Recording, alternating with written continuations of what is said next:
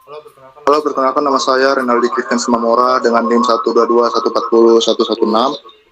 Di sini saya akan menjelaskan mengenai hasil tugas dari metode penelitian. Yang pertama itu ada bab pendahuluan yang berisi rumusan masalah, di mana terdapat 4 rumusan masalah, yaitu apa saja kebutuhan informasi kesehatan yang penting bagi mahasiswa informatika. Yang kedua, bagaimana cara merancang antarmuka sistem yang friendly.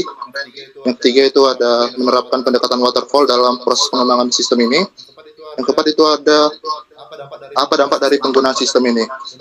Dan tujuan penelitiannya itu ada 4 juga, yaitu mengevaluasi dampak sistem informasi monitoring kesehatan. Yang kedua itu ada menerapkan pendekatan waterfall modifier untuk sistem ini. Yang ketiga itu untuk merancang dan mengembangkan sistem informasi yang mudah digunakan. Dan yang keempat itu ada mengidentifikasi kebutuhan informasi kesehatan yang relevan bagi mahasiswa. Manfaat penelitian itu ada 5, meningkatkan kesadaran kesehatan mahasiswa, melakukan pemantauan kesehatan secara real time, peningkatan kualitas kesehatan kampus, dasar untuk penelitian lanjutan, dan juga meningkatkan kolaborasi antara mahasiswa dan pengembangan evaluasi sistem.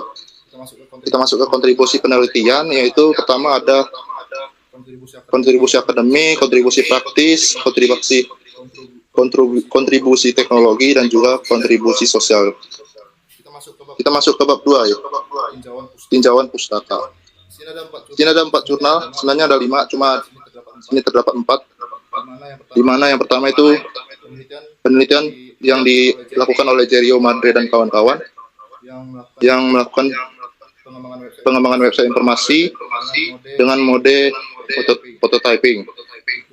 Begitu juga untuk jurnal yang kedua, yaitu melakukan perancangan atau pelaporan visualisasi di Desa Kidung-Agul, Dinas Kesehatan Gunung Kidul.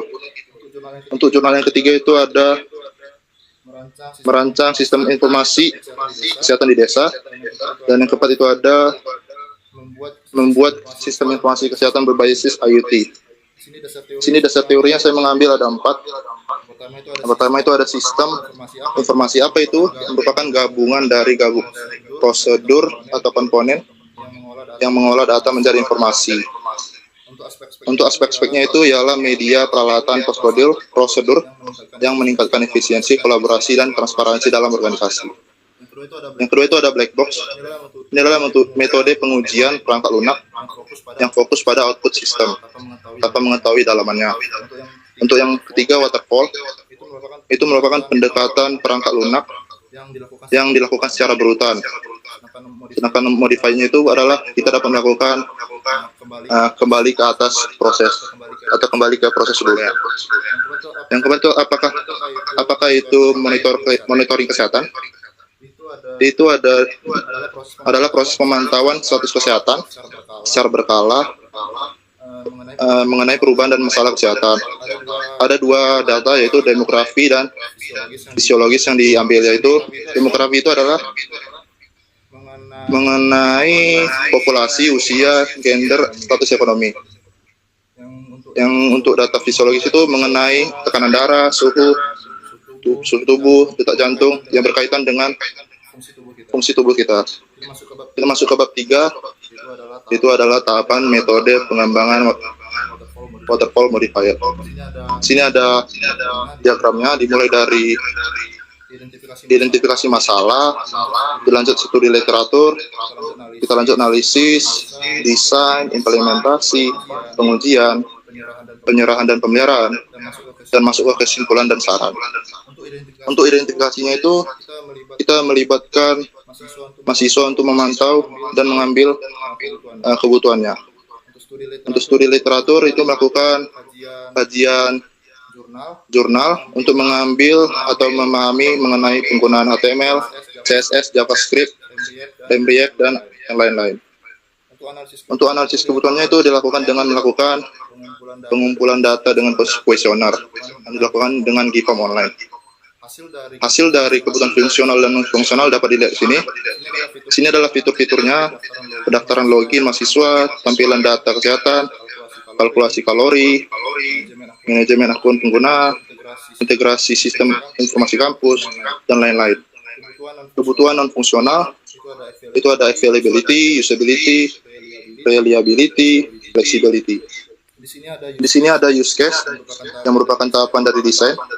Di sini terdapat fitur-fitur yang dilakukan oleh mahasiswa, yaitu menginput makanan harian, mendapatkan notifikasi, memasukkan data kesehatan, mengelola profil, memasukkan aktivitas harian, mengajukan komunikasi, mengakses laporan, melihat grafik kalori, dan lain-lain.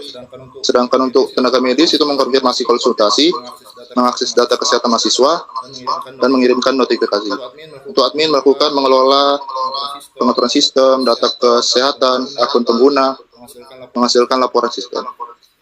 Kita masuk ke desain activity diagram. Itu merupakan penjabaran dari setiap use case yang dibuat tadi.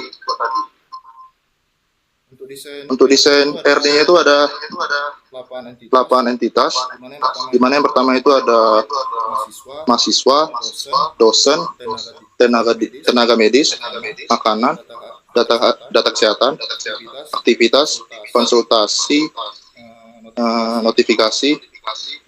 Nah, itu saja. Ini untuk desain yang termukanya.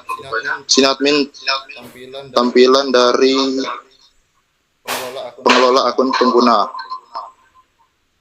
Dan di sini tenaga medis dapat melakukan konfirmasi konsultasi.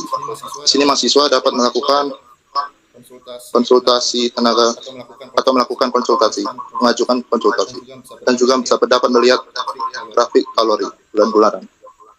Di sini untuk pengujiannya dilakukan dengan 2 cara, yaitu black box dan juga sus testing. Di mana sus testing ini terdapat 10 pertanyaan yang dijawab dengan indikator sangat setuju hingga sangat tidak setuju. Sini dapat lihat use case dari black box testingnya. Kita lanjut ke implementasi.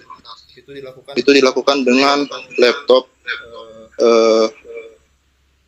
HP 14CF00XX dengan spesifikasi terlampir, menggunakan PHP, MySQL, CSS, JavaScript, API RESTful, dan lain-lain.